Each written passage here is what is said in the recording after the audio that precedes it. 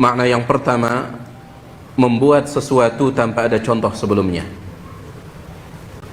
Ketika ada orang dia menciptakan sesuatu untuk pertama kalinya, belum pernah ada yang membuat sesuatu seperti itu, maka dia disebut ibtada'a. Dia sedang membuat bid'ah. Ini dari segi bahasa ya, dari segi bahasa. Membuat sesuatu tanpa ada contoh sebelumnya. Hal ini seperti firman Allah Subhanahu wa taala dalam surah Al-Baqarah ayat 117. Allah menyebutkan badi'us samawati wal ard. Allah adalah pembid'ah langit dan bumi. Allah adalah pembid'ah langit dan bumi. Maksudnya, kata ulama tafsir, Allah pencipta keduanya tanpa ada contoh sebelumnya. Sebelum Allah menciptakan langit, ada tidak yang menciptakan langit sebelum Allah? Tentu tidak ada. Sebelum Allah menciptakan bumi, tidak ada yang bisa menciptakan bumi.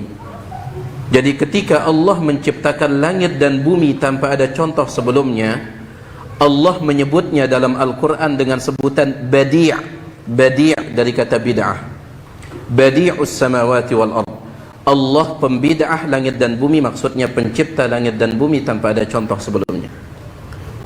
Nah, ini dia makna yang pertama dari kata bid'ah dari segi bahasa. Sedangkan makna yang kedua, orang Arab kalau mengatakan bid'ah dari segi bahasa, maksudnya adalah lelah, letih, capek. Ya. Misalkan orang Arab mengatakan abda'atil ibil, unta itu melakukan bid'ah. Abda'atil ibil, unta itu melakukan bid'ah, maksudnya unta itu berhenti jalan karena keletihan. Unta itu berhenti jalan karena kelelahan. Ya. Ini makna kedua dari kata bid'ah menurut bahasa Arab, yaitu lelah, letih, capek. Ya subhanallah. Dari sini bisa antum lihat bagaimana dari segi bahasa sudah diisyaratkan amalan bid'ah itu melelahkan. Dari segi bahasa saja, belum kita masuk ke dalam makna bid'ah menurut istilah para ulama. Ini dari segi bahasa sudah diisyaratkan bahwasanya perbuatan bid'ah itu melelahkan, meletihkan, buat capek. Allah Subhanahu wa taala berfirman, amilatun nasibah. Amilatun, di dunia dia beramal, nasibah, letih, lelah, capek. Pada hari kiamat tasla naran hamiyah, ternyata masuk ke dalam api yang menyala-nyala. Sebagian ulama tafsir ketika menjelaskan ayat ini, mereka mengatakan maksudnya adalah orang yang beramal tidak mengikuti tuntunan, orang yang beramal tidak mengikuti contoh. Allah sebut mereka dengan sebutan amilatun nasibah, beramal nasibah, lelah, letih, capek, tapi hasilnya tasla naran hamiyah, masuk ke dalam api yang menyala-nyala. Ya, nasallallahu salam al afiyah.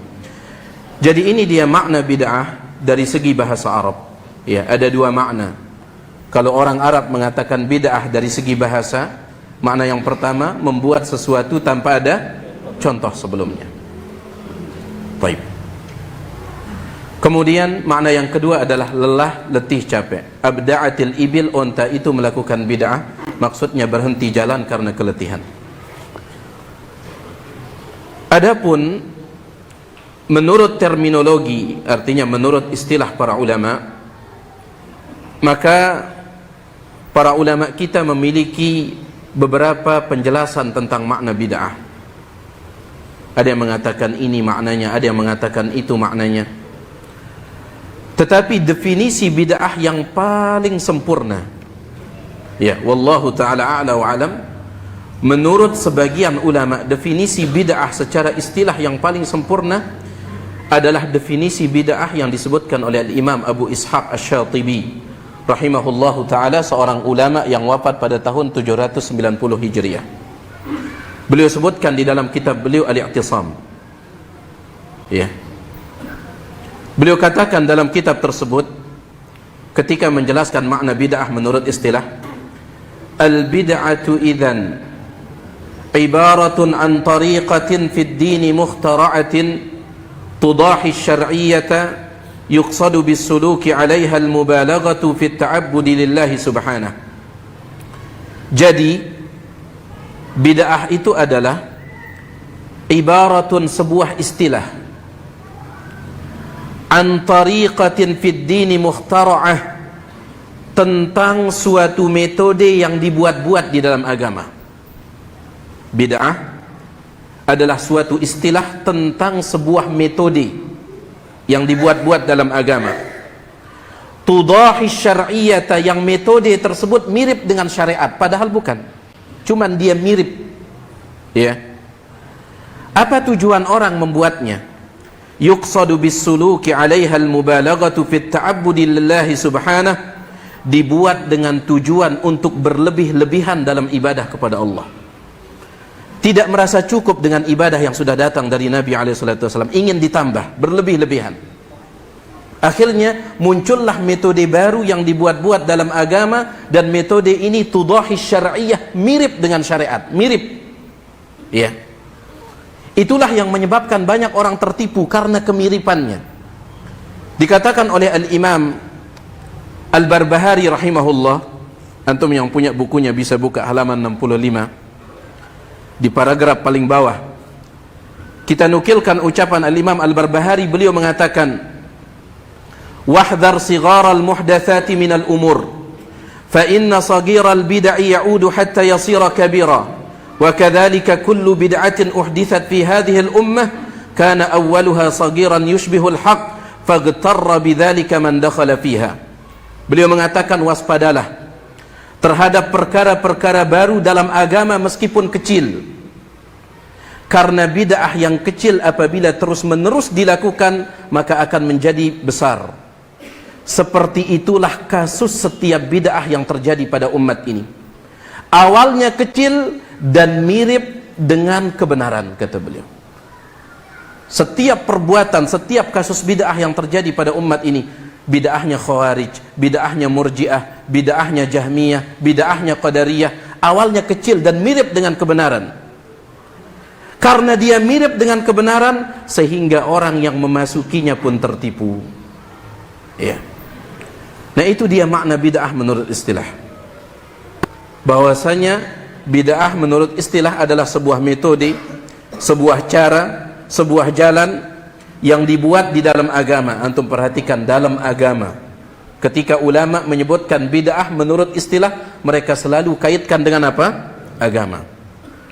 Dan nanti kita akan sebutkan syubhat sebagian orang, kalau semua bid'ah sesat, maka buang HP-mu, karena HP tidak ada di zaman Nabi SAW. Ya, pecahkan laptop antum. Ya, kalau antum ingin naik haji, pakai onta saja, atau kalau tidak, ya naik burung Raja Wali kayak di Indosiar itu. Taib, ala kulli hal. Jadi sebuah cara di dalam agama yang dibuat-buat, dan cara tersebut mirip dengan syariat, yang membuat orang tertipu padahal bukan dari syariat. Dan tujuan membuatnya sekali lagi adalah al-mubalaghatu fit ta'abbudi lillah, untuk berlebih-lebihan beribadah kepada Allah, tidak cukup dengan apa yang telah datang dari Rasul alaihi salatu wassalam. Ya. Baik. Kemudian kita langsung masuk ke dalam pembahasan tercelanya bid'ah. Setelah antum tahu makna bid'ah, ya. Kalau menurut bahasa tadi apa maknanya? Yang pertama, membuat sesuatu tanpa ada contoh sebelumnya. Sehingga HP ini juga bid'ah. Ya. Tapi bid'ah dari segi bahasa. Ya. Kemudian juga laptop itu bid'ah. Ketika pertama kali dibuat oleh pencipta laptop, pembuat laptop, maka dia membuat bid'ah, tetapi dari segi bahasa. Ya, dari segi bahasa. Baik. Tetapi dari segi agama tidak ada kaitannya. Tidak ada kaitannya. Sedangkan makna yang kedua dari segi bahasa tadi, lelah, letih, capek. Adapun menurut istilah, sekali lagi adalah sebuah cara, sebuah metode, sebuah jalan yang dibuat-buat di dalam agama, fiddin, dalam agama, yang cara tersebut dibuat semirip mungkin dengan agama, semirip mungkin dengan syariat, sehingga membuat orang banyak tertipu dan tujuan membuatnya adalah untuk berlebih-lebihan ibadah kepada Allah. Sekarang kita masuk dalam pembahasan tercelanya bid'ah. Minimal ada 5 sisi tinjauan, ada 5 sisi pandangan kenapa bid'ah itu tercela. Ya, dan 5 sisi ini disebutkan oleh Imam Syatibi dalam kitab beliau Al-I'tisam. Di sini kita ringkaskan. Yang pertama, menunjukkan betapa tercelanya perbuatan bid'ah dan pelaku bid'ah. Yang pertama, bid'ah bertentangan dengan sebuah prinsip dasar dalam agama. Bid'ah bertentangan dengan sebuah prinsip dasar dalam agama. Apa prinsip dasar itu? Bahwasanya tanpa bimbingan wahyu maka akal tidak bisa berdiri sendiri dalam menentukan maslahat atau mafsadat. Ini prinsip besar, prinsip dasar dalam agama. Tanpa bimbingan wahyu, bimbingan dalil, akal kita tidak bisa menentukan mana yang baik dan mana yang buruk untuk ibadah kepada Allah tabaraka wa ta'ala. Harus ada bimbingan apa? Wahyu. Harus ada bimbingan dalil. Akal semata tidak bisa. Dan itu bahkan diakui, mohon maaf, oleh sebagian tokoh Asy'ariyah seperti Al-Imam Al-Ghazali, meskipun beliau bertaubat di akhir hidup beliau, ya. Kemudian juga disebutkan oleh Al-Imam Fakhruddin Ar-Razi, disebutkan juga oleh Al-Imam Al-Baqillani. Mereka ini merupakan tokoh-tokoh Asy'ariyah, ya. Antum bisa lihat nanti di halaman 22 sampai 24 dikatakan oleh Al-Imam Abu Bakar Al-Baqillani bahwa akal itu tidak cukup, tidak bisa berdiri sendiri untuk menentukan mana yang baik dan mana yang buruk untuk ibadah kepada Allah. Harus ada wahyu. Al-Imam Al-Baqillani, seorang tokoh Asy'ariyah yang wafat pada tahun 403 Hijriyah, dia mengatakan, balil aqlu la yuhassinu syai'an fi nafsihi lima huwa alaihi minas sifati wal wajh. Akal tidak bisa memandang sesuatu itu baik sendirian, tidak bisa, ya. Begitu pula wala yuqabbih syai'an fi nafsihi wa ma huwa alaihi. Akal juga tidak bisa memandang sesuatu itu buruk berdiri sendiri, tidak bisa. Kullu hadza batilun la asla lahu. Siapa yang mengatakan akal bisa menentukan baik dan buruk untuk digunakan ibadah kepada Allah, kullu hadza batil, semua ini adalah kebatilan, la asla lahu, tidak ada dasarnya. Wa innama yajibu wasfu fi'lil mukallaf bi annahu hasanun wa qabihun innahu mimma hakama Allah bi husnihi aw qubhi. Tetapi wajib ketika ingin menghukumi perbuatan seseorang itu baik atau buruk, wajib dikembalikan kepada hukum Allah yang menghukumi dia baik atau buruk. Ini ucapan tokoh Asy'ariyah, Al-Imam Al-Baqillani. Kemudian diikuti juga oleh Al-Imam Abul Ma'ali Al-Juwaini, yang dikenal dengan sebutan Imamul Haramain, Abul Ma'ali Al-Juwaini, yang wafat pada tahun 478 Hijriyah. Beliau mengatakan, la yudraku bimujarradil aqli husnun wala kubhun ala madhhabi ahlil haq.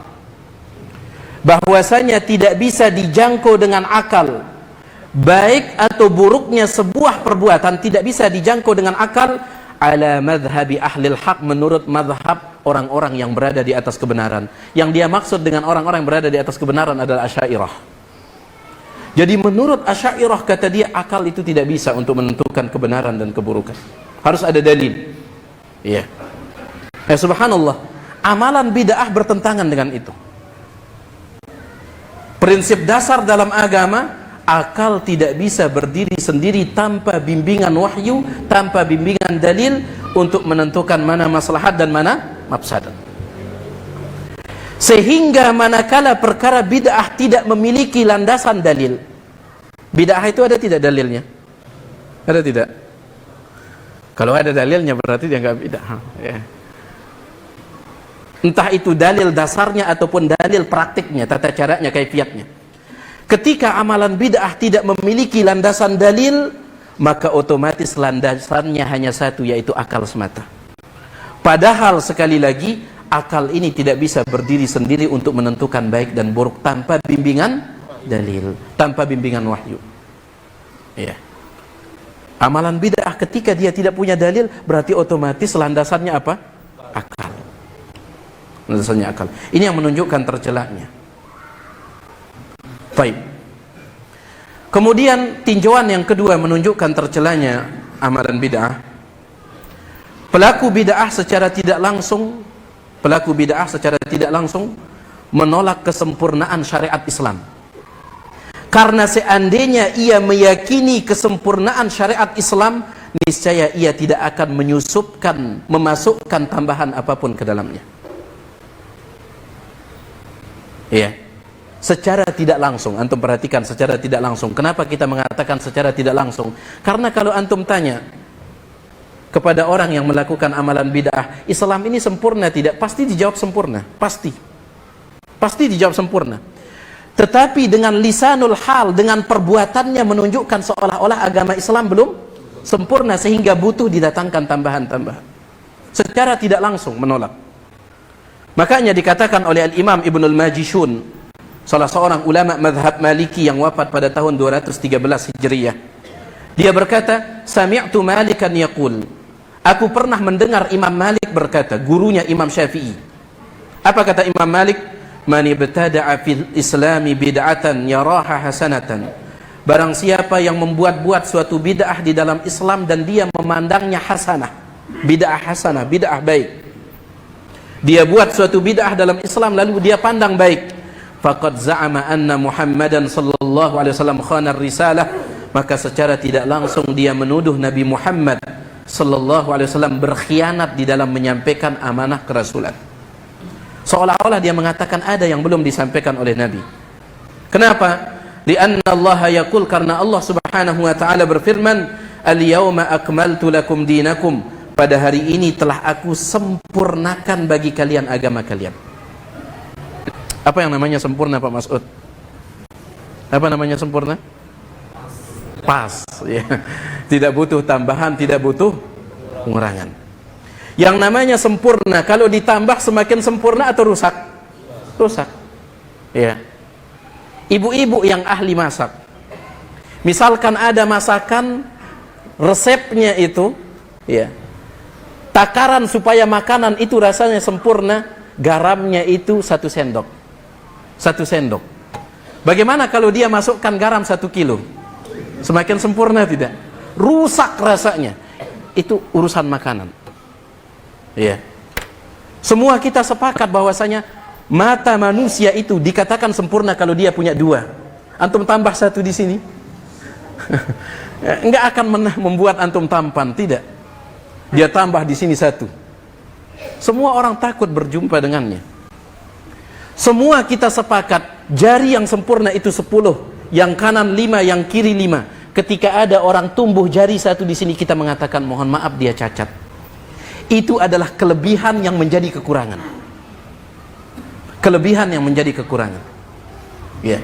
Jadi yang namanya sempurna itu pas, itu sempurna. Yang ketika ditambah, rusaklah dia. Nah, Imam Malik mengatakan, siapa yang membuat suatu bid'ah dalam Islam dia pandang hasanah, secara tidak langsung dia menuduh Nabi Muhammad berkhianat. Ada yang disembunyikan oleh Nabi Muhammad alaihissalam, belum disampaikan. Kenapa Imam Malik berani berkata seperti itu? Karena Allah telah berfirman, "Al-yauma akmaltu lakum dinakum." Hari ini telah aku sempurnakan bagi kalian agama kalian. Kemudian Imam Malik mengatakan, "Fama lam yakun yauma idzin dina." Apapun di zaman Nabi sallallahu alaihi wasallam tidak dianggap sebagai agama, fala yakunul yauma dina, maka hari ini pun dia tidak bisa menjadi agama. Ketika di zaman Nabi tidak dianggap sebagai agama, hari ini jangan coba-coba memandangnya sebagai agama. Ini ucapan Imam Malik, gurunya Imam Syafi'i. Ya. Baik. Ini sisi tercelaknya yang kedua amalan bid'ah ini. Secara tidak langsung menolak syariat, ya, kesempurnaan syariat Islam. Secara tidak langsung, meskipun dengan ucapan dia mengakui, akan tapi perbuatan itu. Baik. Kemudian sisi yang ketiga menunjukkan tercelaknya amalan bid'ah dan pelaku bid'ah. Kata Imam Syatibi rahimahullah, pelaku bid'ah menentang aturan-aturan syariat. Karena Allah Subhanahu wa ta'ala telah membuat aturan-aturan tertentu dalam beragama. Allah membuat aturan-aturan tertentu dalam beragama dan memerintahkan para hambanya untuk membatasi diri pada aturan-aturan tersebut. Ini loh aturannya kalau ingin sholat, ini loh aturannya kalau ingin puasa, ini loh aturannya kalau ingin haji umrah, ini loh aturannya kalau ingin ibadah ini, ibadah itu. Kemudian Allah menyuruh untuk ikut aturan tersebut. Namun ternyata si pelaku bid'ah menolak semua itu dengan cara membuat aturan-aturan lain dan tidak mau membatasi diri pada aturan-aturan Allah. Secara tidak langsung dia tolak aturan Allah. Ya, terima ataupun terima, sadar ataupun tidak sadar, secara tidak langsung dengan melakukan amalan bid'ah itu kita menolak aturan Allah Subhanahu wa ta'ala. Sadar ataupun tidak sadar. Kemudian sisi yang keempat yang menunjukkan tercelaknya amalan bid'ah dan pelaku bid'ah. Pelaku bid'ah secara tidak langsung mensejajarkan dirinya dengan Allah di dalam membuat syariat. Karena ketika Allah membuat syariat dan mewajibkan para hambanya untuk menjalankannya, ternyata pelaku bid'ah itu menyendiri dengan syariat baru yang dibuat-buatnya. Syekhul Islam Ibnu Taimiyah mengatakan, poin yang keempat ini ya sangat-sangat berbahaya sekali. Ketika seseorang itu secara tidak langsung mensejajarkan dirinya dengan Allah. Mensejajarkan diri dengan Allah. Itu bahaya tidak? Ya, makanya nanti kita akan bawakan ucapan Syekhul Islam Ibnu Taimiyah. Ya, tapi ingat ya, kita ini secara teori saja, secara teori. Kita belajar seperti ini bukan untuk menghukumi orang. Jangan nanti setelah kita belajar ini antum main tunjuk saja. Jangan ya. Sama seperti ketika membahas tentang nawaqidul Islam, pembatal-pembatal Islam. Syekh Muhammad bin Abdul Wahhab rahimahullah ketika beliau menulis pembatal-pembatal Islam 10 banyaknya, ketika dijelaskan oleh para ulama, sebelum mereka menjelaskannya selalu mereka sebutkan kita belajar pembatal-pembatal Islam untuk kita jauhkan sendiri. Bukan untuk memponis antum batal Islamnya, antum batal Islam, antum batal, bukan. Sama juga dengan masalah ini. Kita belajar tentang kaedah-kaedah mengenal bid'ah untuk kita hindari. Oh ternyata ini amalan bid'ah, untuk kita hindari. Bukan nanti asal tunjuk-tunjuk sana sini, ya, sehingga bikin gaduh, jangan. Ya. Kita belajar ini ya, hanya untuk supaya kita paham kaedahnya, ya. Agar kita paham kaedahnya, untuk kita jauhi, ajak orang untuk menjauhinya, ya, bukan asal main tunjuk-tunjuk, bukan. Kemudian sisi yang kelima yang terakhir yang disebutkan oleh Al-Imam Syatibi, pelaku bid'ah mengikuti hawa nafsu. Karena apabila akalnya yang ia jadikan sebagai landasan, karena apabila akalnya yang dia jadikan sebagai landasan itu tidak tunduk mengikuti syariat, ketika akalnya yang dia jadikan sebagai landasan tidak tunduk mengikuti syariat, maka sudah dipastikan ia tunduk mengikuti hawa nafsu, dan mengikuti hawa nafsu adalah kesesatan yang nyata. Itu dia 5 sisi yang menunjukkan tercelaknya amalan bid'ah. Yang pertama apa tadi? Amalan bid'ah bertentangan dengan prinsip yang mengatakan akal tidak bisa berdiri sendiri tanpa bimbingan wahyu atau dalil. Sedangkan amalan bid'ah itu biasanya dibangun di atas akal. Ya. Oleh karena itu kalau antum ingin bukti bahwasanya bid'ah itu dibangun di atas akal adalah setiap bertambah tahun, berganti tahun, biasanya akan ada inovasi baru dalam ibadah biasanya. Kalau ikut dalil dari zaman Nabi SAW sampai sekarang, sholat tetap sama. Kalau ikut dalil tetap sama. Ya. Tata cara takbir kalau ikut dalil tetap sama tidak? Tetap. Tetapi kalau tidak ikut dalil akan muncul inovasi baru. Kemarin saya melihat sebuah video, subhanallah. Sekelompok orang mereka menyetel musik di kuburan. Dengan alasan apa? Untuk menghibur jenazah yang ada di dalam. Bayangkan. nyetel musik, dan yang melakukannya itu wanita-wanita berjilbab sambil joget. Kasihan jenazah ini untuk dihibur. Sallallahu alaihi wasallam. Kemana hadis Nabi SAW yang menyuruh mendoakan mereka? Apa sudah tidak berlaku lagi? Harus diganti pakai musik? Ya, Nasallallahu alaihi wasallam. Lihat, inovasi terus muncul. Kenapa? Karena dibangun di atas akal, dan akal manusia itu berbeda-beda. Akal manusia berbeda-beda. Nasallallahu alaihi wasallam. Tapi kalau ikut dalil tetap sama. Tetap sama. Dari zaman Nabi SAW, tata cara solat kalau ikut dalil sama. Atau ada di antara antum yang ruku pakai cara kayang? Gak ada. Semua kita rukunya ini. Ya, kenapa? Karena ikut dalil. Sallu kama ra'aitumuni usalli. Salatlah kalian sebagaimana kalian melihat aku salat. Ya. Lihat, kalau antum ikut umrah atau ikut haji sesuai dalil, maka sama. Litakhudhu anni manasikakum. Tetapi kalau tidak sesuai dalil, ya, maka macam-macam yang terjadi di tanah haram. Ada orang nyanyi ketika sa'i. Ya, ada orang nyanyi. Ya, macam-macam. Kalau tidak ikut dalil, inovasi akan terus muncul. Nah, ini dia sisi yang pertama menunjukkan tercelaknya amalan bid'ah, yaitu dia itu bertentangan dengan kaidah dasar akal tidak bisa berdiri sendiri tanpa bimbingan wahyu untuk menentukan maslahat dan mafsadat.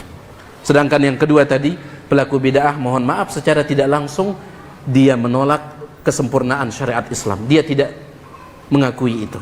Kemudian yang ketiga, secara tidak langsung pelaku bid'ah menentang aturan-aturan Allah. Karena Allah buat aturan, ternyata mereka juga membuat aturan.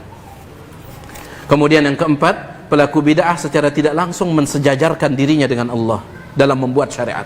Dan yang kelima, pelaku bid'ah mengikuti hawa nafsu. Karena akal yang dia jadikan landasan itu, kalau akal itu tidak ikut dalil, maka tidak ada pilihan lain kecuali ikut hawa nafsu. Kalau akal tidak ikut wahyu, maka dia ikut hawa nafsu atau ra'yu. Ya. Baik. Ini 5 sisi ini disebutkan oleh Imam Syatibi dalam kitab beliau Al-I'tisam.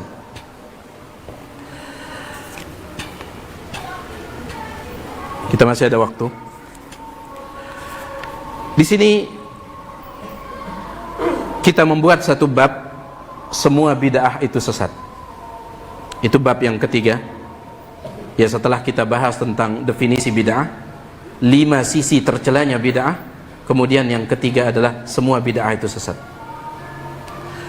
Mohon maaf, kita katakan di sini banyak orang yang gerah. Ya, bahkan memerah marah, wajahnya merah marah, bahkan menyumpah serapah ketika mendengar kalimat di atas, yaitu mendengarkan kalau ada orang mengatakan semua bid'ah sesat. Ya, semua bid'ah sesat. Bahkan mohon maaf, di sebagian tempat itu lebih baik antum menyebut syirik daripada bid'ah. Saya pernah berada di sebuah tempat seperti itu. Ya, ketika kita siaran di sebuah radio, di depan itu dipasang peraturan. Di antara peraturannya ketika berbicara di radio itu tidak boleh menyebut bid'ah. Boleh menyebut syirik tapi jangan bid'ah. Ya, boleh menyebut syirik tapi jangan bid'ah di sana. Makanya kita ganti dengan tidak ada contoh dari Nabi. Padahal sama aja. Sama aja ya, cuman sebagian orang alergi dengan kata. Tidak ada contoh dari Nabi, itu apa artinya?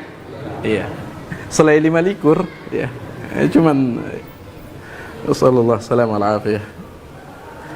Jadi banyak yang gerah, memerah marah, bahkan menyumpah serapah ketika mendengar kalimat di atas.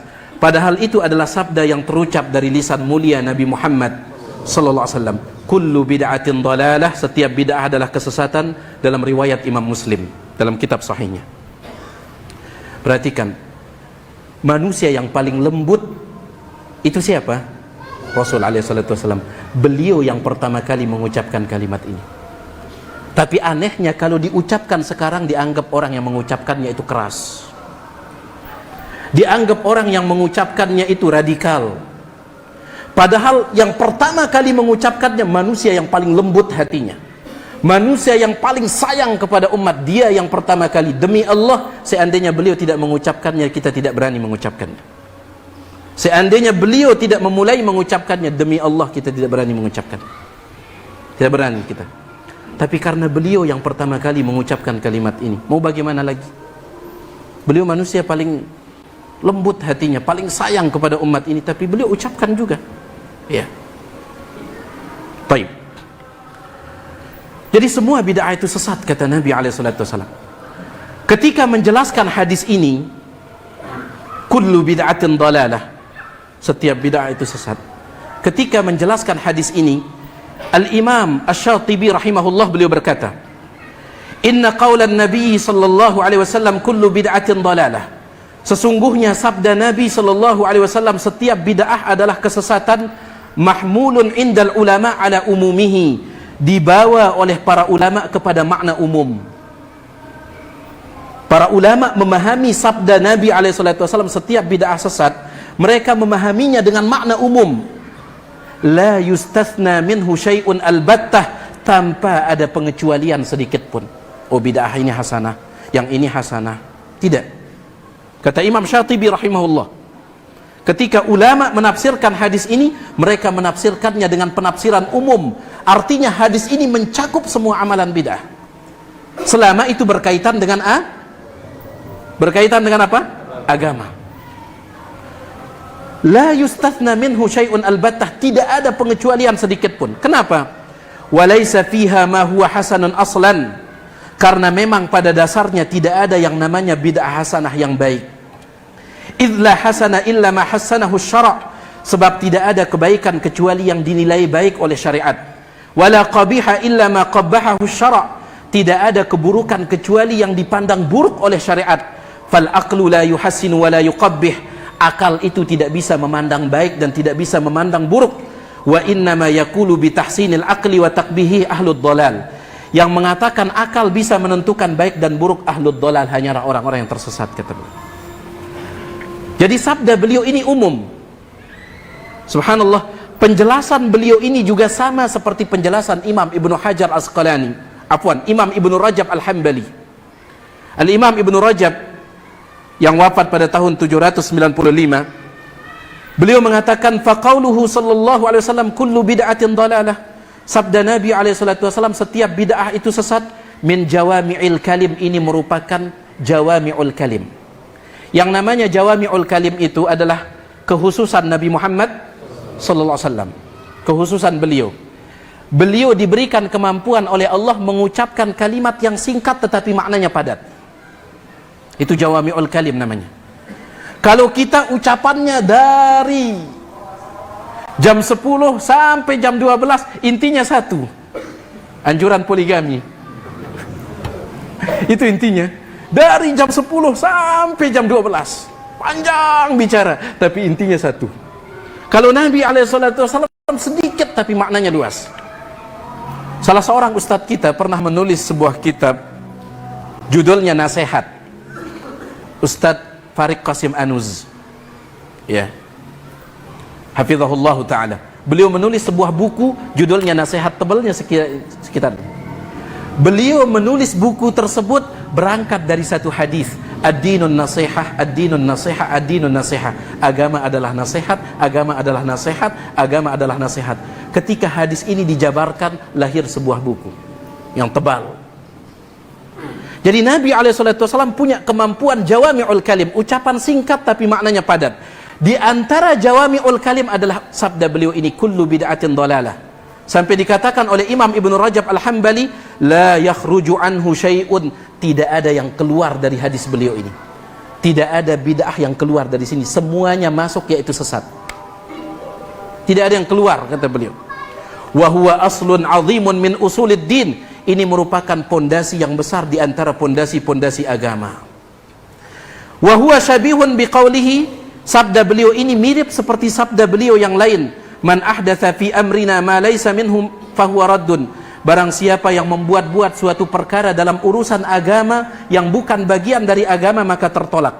Kemudian Imam Ibnu Rajab mengatakan, fa kullu man ahdatsa syai'an, siapa saja yang membuat-buat suatu amalan, suatu pemikiran, suatu cara, wa nasabahu ila din, lalu dia nisbahkan ke agama. Perhatikan ini, Dia buat suatu cara lalu dia nisbatkan ke agama. Walam yakun lahu aslun minad dini yarji'u ilaih, padahal tidak ada dalil dari agama. Fahuwa dhalalatun, maka dia sesat. Wad-dinu bari'un minhu, dan agama Islam berlepas diri darinya.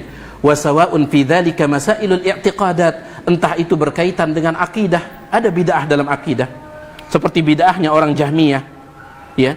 Bid'ahnya orang Mu'tazilah yang mengatakan Al-Qur'an makhluk. Ini bid'ah dalam akidah. Awil a'mal, ataupun berkaitan dengan amal perbuatan.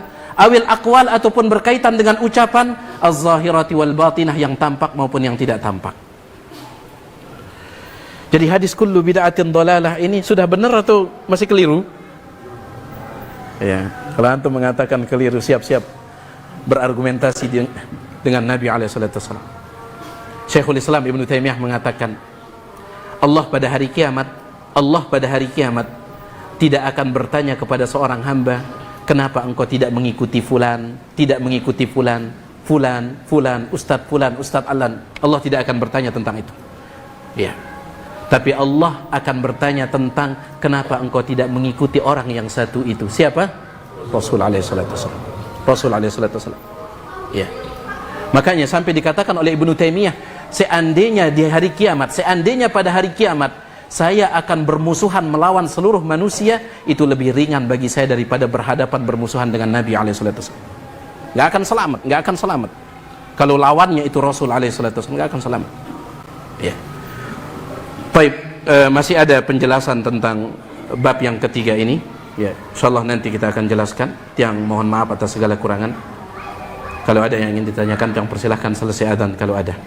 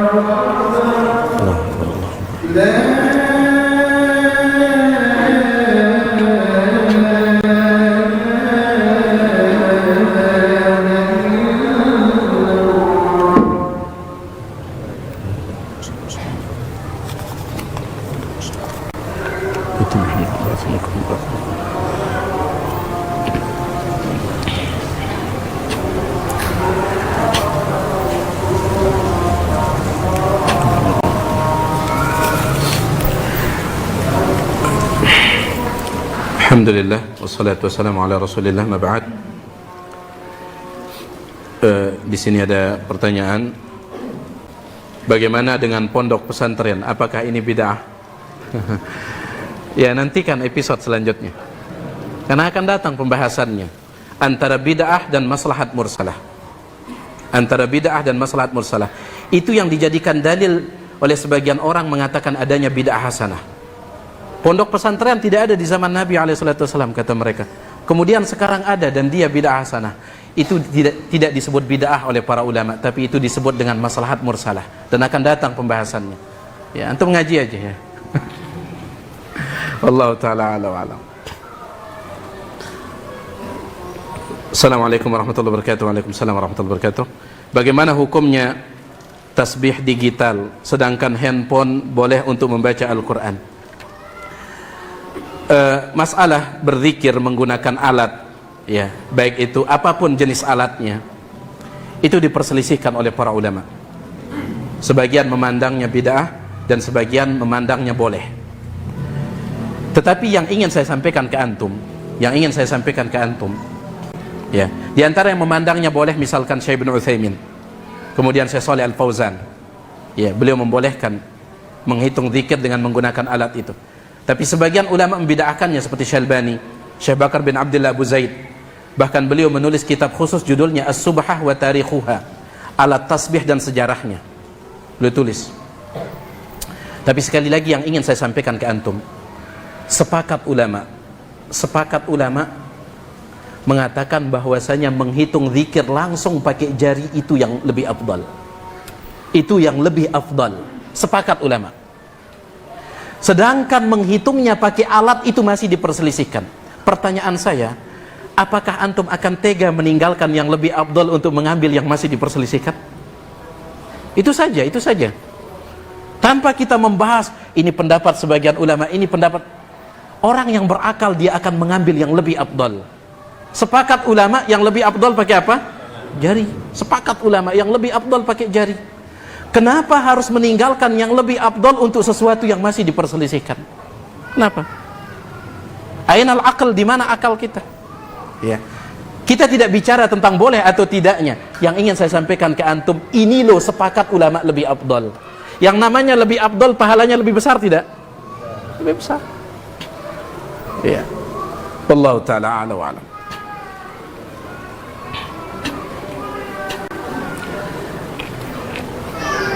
Assalamualaikum warahmatullahi wabarakatuh. Waalaikumsalam warahmatullahi wabarakatuh. Apakah penambahan kata sayyidina dan wa'fu anni dalam salat termasuk bid'ah? Sayyidina tidak ada datang dalam riwayat-riwayat yang sahih. Riwayat yang sahih itu ketika para sahabat, dalam riwayat Imam Muslim, sahabat mengatakan, ya Rasulullah, kami tahu bagaimana cara kami salam kepada anda. Kami tahu cara kami salam kepada anda. Tetapi bagaimana cara bersolawat kepada anda di dalam salat? Kalau salam kami tahu. Assalamu alayka ayuhan nabi. Dalam salat ataupun luar salat sama. Assalamualaikum, assalamu alayka, sama aja. Kalau salam kami sudah tahu, biasa. Nah, solawat ini gimana dalam salat wahai Rasul? Dalam riwayat Imam Muslim, Nabi mengatakan, qulu, ucapkan, Allahumma salli ala Muhammad. Ucapkan Allahumma salli ala Muhammad dalam riwayat Imam Muslim. Ya. Sehingga Imam Ibnu Hajar Al-Asqalani, seorang ulama madhab Syafi'i, beliau mengatakan tidak ada riwayat yang sahih tentang kalimat sayyidina sehingga mencukupkan diri dengan yang sahih, tentunya itu yang baik. Ya. Kalau antum tanya bid'ah atau tidak ada contohnya. Tidak ada contohnya. Ya, kita rubah saja. Kita tidak ada contohnya, ya. Wallahu taala a'la wa a'lam. Dan apa yang dimaksud dengan dalil naqli dan dalil aqli? Dalil naql adalah dalil yang bersumber dari Al-Quran dan hadis, itu dalil naql. Sedangkan dalil akal, dalil akal. Tapi ingat, para ulama mengatakan apabila dalil nakalnya sahih dalil Al-Quran, dalil hadis itu sahih. Kalau Al-Quran jelas sahih. Hadis, seandainya hadisnya sahih, maka tidak mungkin bertentangan dengan akal. Tapi akal yang gimana? Akal yang sehat. Kalau seandainya kayaknya nggak masuk akal dalil ini meskipun sahih, akal kita yang harus dibawa ke dokter nih. Ada yang nggak sehat sama akal kita. Makanya Syekhul Islam Ibnu Taimiyah sampai menulis kitab khusus judulnya Dar'ut Ta'arud Bainal Aql wan Naql, menolak adanya kontradiksi pertentangan antara akal dan dalil Al-Quran dan hadis.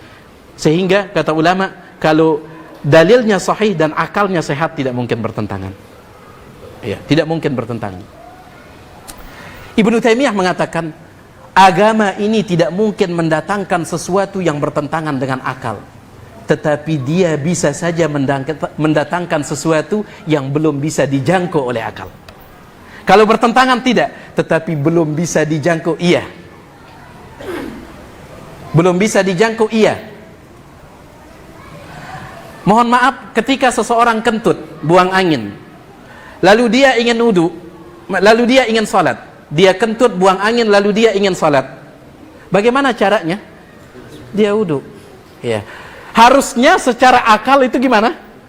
Cukup dia cebok saja tempat keluarnya angin tersebut. Kenapa kok keluar kentut, keluar angin yang dibasuh wajah? Apa hubungannya wajah dengan tempat keluarnya? Nah, ini yang tidak dijangkau oleh akal. Tidak dijangkau oleh akal. Tapi akal tidak menentangnya, ya, tapi belum dijangkau.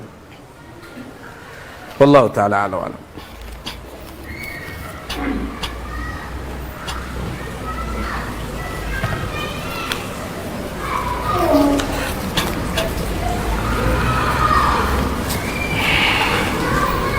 Bolehkah sebelum sholat subuh saya sholat tahiyatul masjid, setelah itu sholat sunnah qabliyah subuh? Kebanyakan ulama memakruhkan, ya. Kebanyakan ulama memakruhkan memisahkan antara tahiyatul masjid dan sunnah fajar qabliyah subuh setelah azan subuh itu. Jadi satu saja, ya. Kalau antum, kecuali kalau seandainya antum masuk masjidnya sebelum azan subuh, karena sunnah fajar itu qabliyah subuh setelah azan subuh atau sebelum? Setelah azan subuh, setelah masuk waktu. Kalau antum masuk masjid sebelum masuk waktu, ya sudah tahiyatul masjid dulu. Ya. Tetapi kalau antum masuk masjid setelah masuk waktu subuh, maka gabungkan saja dia. Dan ketika dipisahkan, kebanyakan ulama memakruhkannya. Ya, wallahu taala a'lam.